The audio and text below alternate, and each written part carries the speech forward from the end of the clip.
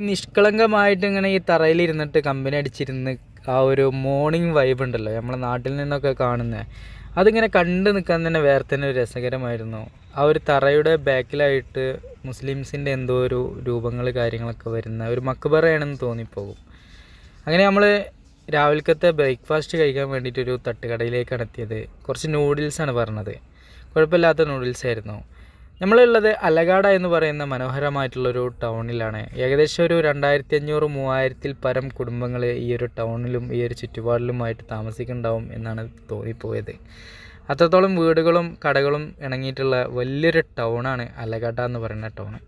ഈ ടൗണിൻ്റെ പ്രത്യേകതയാണ് നമ്മൾ മുന്നേ കാണിച്ചത്. കൽപ്പണികൾ കാര്യങ്ങളൊക്കെ ഈ ഒരു ഏരിയയിലെ ഈ ഒരു ടൗണിൻ്റെ പ്രത്യേകതയാണ് എന്ന് വേണമെങ്കിൽ പറയാം. അതുമായി ബന്ധപ്പെട്ട കാഴ്ചകളൊക്കെ തന്നെയാണ് നമുക്ക് ഈ ടൗണിലൊക്കെ തന്നെ കാണാൻ സാധിക്കുന്നത്. ഇവിടുത്തെ ഒരു ഗവൺമെൻറ് സ്ഥാപനങ്ങൾ നിലകൊള്ളുന്ന ഒരു ഏരിയയിലാണ് ഞാൻ മാലിക്കിനെ നിർത്തിയിട്ടുള്ളത്. ചുറ്റുപാട് നോക്കുമ്പോൾ ഏകദേശം ചന്തയൊക്കെ ആണെന്ന് തോന്നിപ്പോകും, അങ്ങനത്തെ ഒരു ഏരിയ. പക്ഷേ ഈ ടൗണിൽ വേറൊരു ചന്തയുണ്ട്, അടിപൊളി ചന്ത.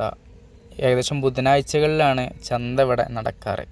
അങ്ങനെ ചുറ്റുപാട് നോക്കുമ്പോൾ ഗവൺമെൻറ് സ്ഥാപനങ്ങളാണ് കാണാൻ സാധിക്കുന്നത്. എല്ലാം തന്നെ തെലുങ്കുവിലായതുകൊണ്ട് നമുക്കത് വായിച്ചെടുക്കാൻ കഴിയുന്നില്ല എന്നുള്ളത് ഒരു പ്രത്യേകതയാണ്.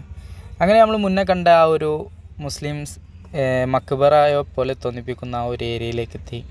ഒരു മരത്തെ മാതൃകയാക്കിയിട്ട് അതിൻ്റെ ചുറ്റുപാടിലും ഇതുപോലത്തെ ഒരു കൊടി തോരണങ്ങളും കാര്യങ്ങളൊക്കെ വെച്ചിട്ട് ഇങ്ങനെയുള്ള സംഭവങ്ങൾ ഒരുപാട് നമ്മൾ കാണാൻ സാധിക്കുന്നുണ്ട് ആന്ധ്രാപ്രദേശിൽ.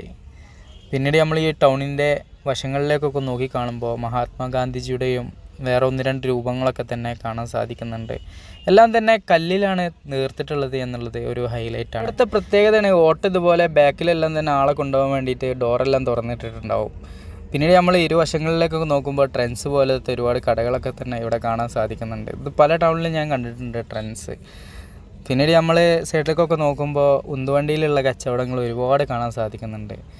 ഇത് കടയുമായി ബന്ധപ്പെട്ട കച്ചവടമല്ല, അത് സെപ്പറേറ്റ് ആയിട്ടുള്ള കച്ചവടങ്ങൾ തന്നെയാണ്. പിന്നീട് നമ്മൾ ഈ ഒരു ഏരിയയിലേക്ക് ഇങ്ങനെ വരുമ്പോൾ ഇവിടെയാണ് ഓട്ടോ സ്റ്റാൻഡ് വരുന്നത്. പിന്നീട് ബിൽഡിങ്ങുകളെല്ലാം തന്നെ മെയിൻ ടൗണിൻ്റെ ബിൽഡിങ്ങുകൾ അവസ്ഥയാണ് ഈ കാണുന്നത്. ഇവിടുത്തെ ജീവിത രീതിയും ദൈനംദിന പ്രവർത്തനങ്ങളും കാര്യങ്ങളൊക്കെയാണ് ഈ കണ്ടുകൊണ്ടിരിക്കുന്നത്. ഉന്തുവണ്ടിയിലാണ് കൂടുതലായിട്ട് കച്ചവടങ്ങൾ കാണാൻ സാധിക്കുന്നത്. ഇങ്ങനത്തെ ഉന്തുവണ്ടികൾ വരിയായിട്ട് നിർത്തിയിട്ടിട്ടുണ്ട് എന്നുള്ളതാണ്. ഇങ്ങനെയൊക്കെ നിർത്തിയിടുന്നത് കാരണം ബാക്കിലുള്ള കടകളിലേക്ക് എന്തുമാത്രം ബുദ്ധിമുട്ടാണ് എന്നുള്ളതൊക്കെ നമ്മളിങ്ങനെ ചിന്തിച്ച് പോകും. നമ്മുടെ നാട്ടിലാണെങ്കിൽ ഇതൊന്നും നടക്കില്ല എന്ന് വേണമെങ്കിൽ നമുക്ക് ചിന്തിച്ച് പോകും. പിന്നീട് വെയിലിനെയൊക്കെ കുറക്കാൻ വേണ്ടിയിട്ട് ഷീറ്റ് കാര്യങ്ങളൊക്കെ വലിച്ചു കെട്ടിയതൊക്കെ ആയിട്ട് കാണാൻ സാധിക്കുന്നുണ്ട്. പിന്നീട് നമ്മൾ ഇരുവശങ്ങളിലേക്കൊക്കെ നോക്കുമ്പോൾ ബോക്സ് ടൈപ്പിലാണ് വീടുകളെല്ലാം തന്നെ കാണാൻ സാധിക്കുന്നത്. ഇഷ്ടിക കൊണ്ടാണ് ഈ ഒരു ബിൽഡിങ്ങുകളെല്ലാം തന്നെ നിർമ്മിച്ചതൊക്കെ കാണാൻ സാധിക്കുന്നത്. ചെറിയ കടകളാണ് കാണാൻ സാധിക്കുന്നത്. ഈ കടയിൽ നിന്നൊക്കെ ചായ കുടിക്കുന്നതിന് 5 രൂപയാണ് ഒരു ഗ്ലാസ് ചായക്ക് വരുന്നത് എന്നൊക്കെ ഉള്ളത് ഒരു പ്രത്യേകതയാണ്. 5 രൂപയ്ക്ക് ചായ കിട്ടുമോ ഇല്ലേ എന്നുള്ളതൊക്കെ നമ്മളൊന്ന് ആലോചിക്കേണ്ടതായ കാര്യമാണ്.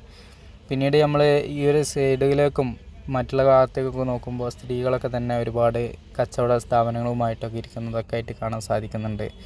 ഈ പഴക്കൊല ഒരു പ്രത്യേകത ഉണ്ട്. ഇത് എപ്പോൾ നോക്കിയാലും ഇതുപോലെ മഞ്ഞ കളറിലാണ് നിൽക്കാറ്. പക്ഷേ പഴുത്തിട്ടുണ്ടാവില്ല ഉൾഭാഗം. ചിലതിൻ്റെ ഒരു നോർമൽ ഒരു പഴുപ്പ് മാത്രമേ ഉണ്ടാവുള്ളൂ. എന്തുകൊണ്ടാണ് എന്നുള്ളത് സംശയിക്കേണ്ട കാര്യം തന്നെയാണ്. പിന്നീട് നമ്മൾ കുറച്ച് മുന്നിലേക്ക് പോയപ്പോൾ ഇതുപോലെ ഒരു അപ്പച്ചൻ ഇങ്ങനെ പൊരിക്കടി ഉണ്ടാക്കുന്നത് കണ്ട്. അപ്പോൾ ഞാൻ മൂപ്പരൊന്ന് പ്രോത്സാഹിപ്പിക്കുക എന്നുള്ള രീതിയിലാണ് ഞാൻ അവിടെ നിന്ന് പൊരിക്കടി കാര്യങ്ങളൊക്കെ മേടിക്കുന്നത്. പിന്നീട് അത് വേറെ ആൾക്കാർക്ക് കൊടുക്കാറാണ് പതിവ്. അതുപോലെ നമുക്ക് ചെയ്യാം എന്നുള്ളതാണ്. പിന്നീട് നമ്മൾ ഈ ഒരു വശങ്ങളിലെല്ലാം നോക്കുമ്പോൾ ഈ പെട്ടിപ്പീടികളെല്ലാം തന്നെ ബാർബർ ഷോപ്പാണെന്നുള്ളത് വേറൊരു വ്യത്യസ്തമായൊരു കാഴ്ചയാണ്. 20 രൂപക്കാണ് മൂപ്പര് ഒരു കവറ് സാധനം തന്നത് എന്നുള്ളത് വേറൊരു പ്രത്യേകത.